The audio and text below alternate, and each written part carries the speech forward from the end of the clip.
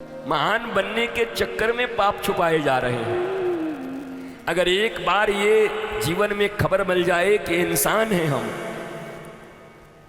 तो व्यर्थ की जो मेमोरी तुम्हारी फुल है झूठ से, वो मेमोरी खाली हो जाएगी। और अगर मेमोरी खाली हो जाए तो मनुष्य कितना आनंदित रहेगा। इतनी मेमोरी है, पूरा भरा हुआ है झूठ से। इसको ये बोलना है, उसको ये कहना है, इसको ये कपड़ा दिखाना है, इससे ये पैसा छुपाना है। अच्छा, इसको 1 साल पहले मैंने क्या बोला था, मुझे याद रखना है। अरे सत्य बोलो ना, हमेशा ही याद रहेगा। अलग अलग बातें अलग अलग लोगों से कह के कब तक याद रखोगे? बोलो। तुम यहां बैठे हो भागवत के इस पांडाल में इसलिए कि अपने रोगों से मुक्त होकर जा सको, अपने रोगों के सोर्स को जान सको। यहां लक्षण का उपचार नहीं किया जाएगा।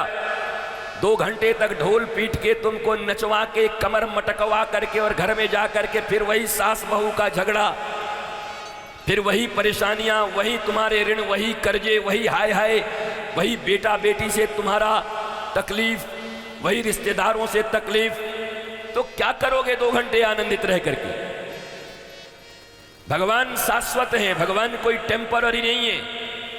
और भगवान के द्वारा दिया गया कोई भी चिकित्सा वो भी टेम्पररी नहीं होती, 2 दिन के लिए, 2 घंटे के लिए, 1 हफ्ते के लिए। बल्कि एक बार अगर उनकी चिकित्सा मिल जाए, उनकी भक्ति मिल जाए, तो पूरे जीवन के लिए वो दोष तुम्हारे भीतर से निकल जाते हैं और तुम आनंदित हो जाते हैं। ये वो जगह, ये कोई एलोपैथ के डॉक्टर साहब नहीं है।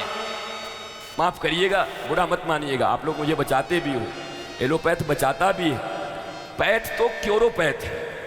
एलोपैथ बोलो, नेचुरोपैथ बोलो, होम्योपैथ बोलो, सबसे अच्छा पैथी कौन है? बोला क्योरोपैथी, जिससे हम ठीक हो जाएं। क्या समझी? जिससे हम ठीक हो जाएं। आंतों में छाले पड़ जाते हैं तो फिर दूध पियो, ठंडे दूध पियो, बहुत दिन तक कुछ दवाई वाई खाओ, या तो सीधी बात बता दो, चिंता छोड़ दो, छाले कभी पड़ेंगे ही नहीं।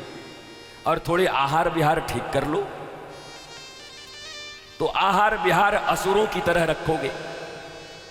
राक्षस भी एक बार देख करके घबरा जाए, या हम ज्यादा खाते थे कि ये ज्यादा बेकार खाता है। अब भारत में तो खाने की बात ही मत पूछो, अलग अलग क्षेत्रों में खाने का ही तो इतना आइटम है कि मत पूछो। पंजाब में चले जाओ पिन्नी घी में, बिहार में चले जाओ लिट्टी चोखा, कप कप 4-5 दिन तक वही खा लेंगे महाराज। बात ऐसी है, भगवान राम भी उपलब्ध हैं, बेर भी उपलब्ध है, सबरी नहीं है। रामायण की कथा न राम के खोज के लिए है, न रामायण की कथा बेर की खोज के लिए। बेर भी मौजूद हैं।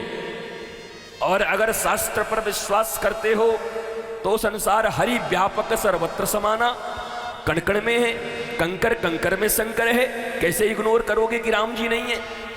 कोई कहे कि भाई त्रेता युग के बाद राम जी नहीं आए, तो जयमल जी का युद्ध किसने लड़ा कल?